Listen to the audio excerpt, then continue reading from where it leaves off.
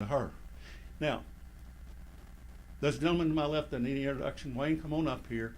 Wayne has made a difference. Wayne has set it in motion. Wayne deserves a lot of credit, a whole lot of credit.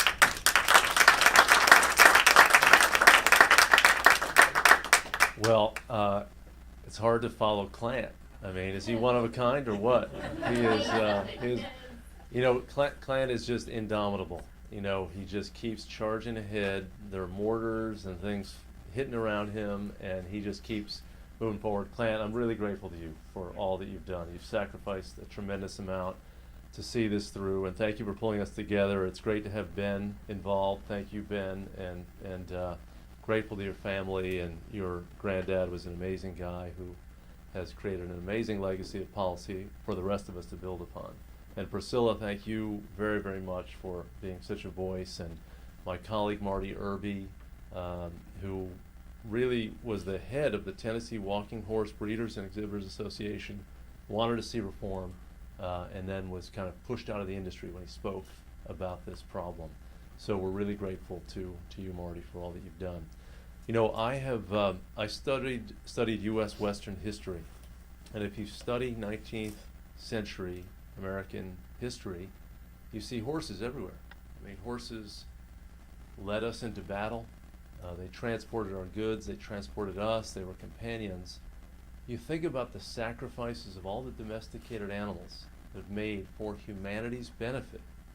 The horse changed our notions of time and space. They have done so much. The least we can do is be decent to them. It's not just that they attach these things to their feet, is they injure their feet. They burn their feet with chemicals. They put foreign objects in their feet, and then they compound the damage by having these on their feet. So all they can do is just throw their legs up to avoid some of the pain, but obviously it doesn't cause the pain to leave, because then they've got to put their feet down because they can't fly. I mean, this is barbarism. I was unaware of it until a few years ago. And, you know, I have devoted my adult life to trying to help animals because I saw in them innocence, I saw vulnerability, and I saw in us that we hold all the power in the relationship with these creatures. It's really, the animal protection movement is really more about us than it is about them. It's how we handle the immense power that we have. And when you really take that framework and then you start to work on these issues and try to say, okay, we want to stop cruelty, and you learn about the details of cruelty.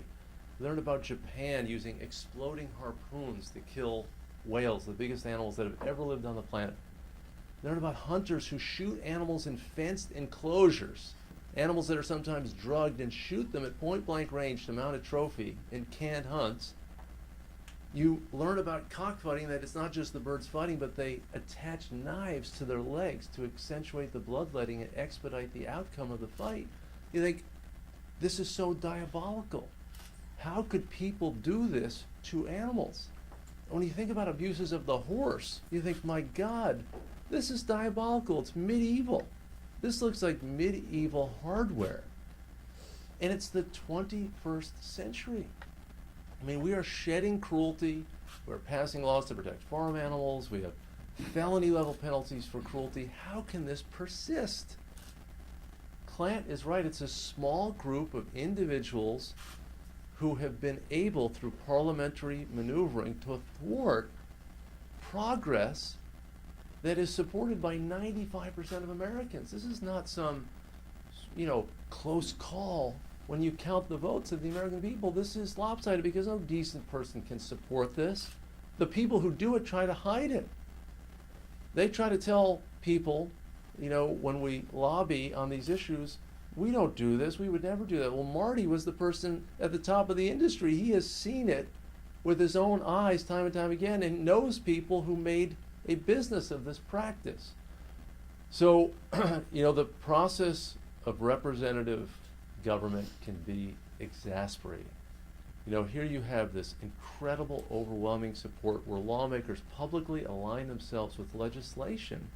290 of 435, and many of that remaining 145 would vote for it. It's just that these people decided, okay, I'm going to put my name on it even before there's a vote, and we haven't been able to get a proper debate and a series of votes on this issue.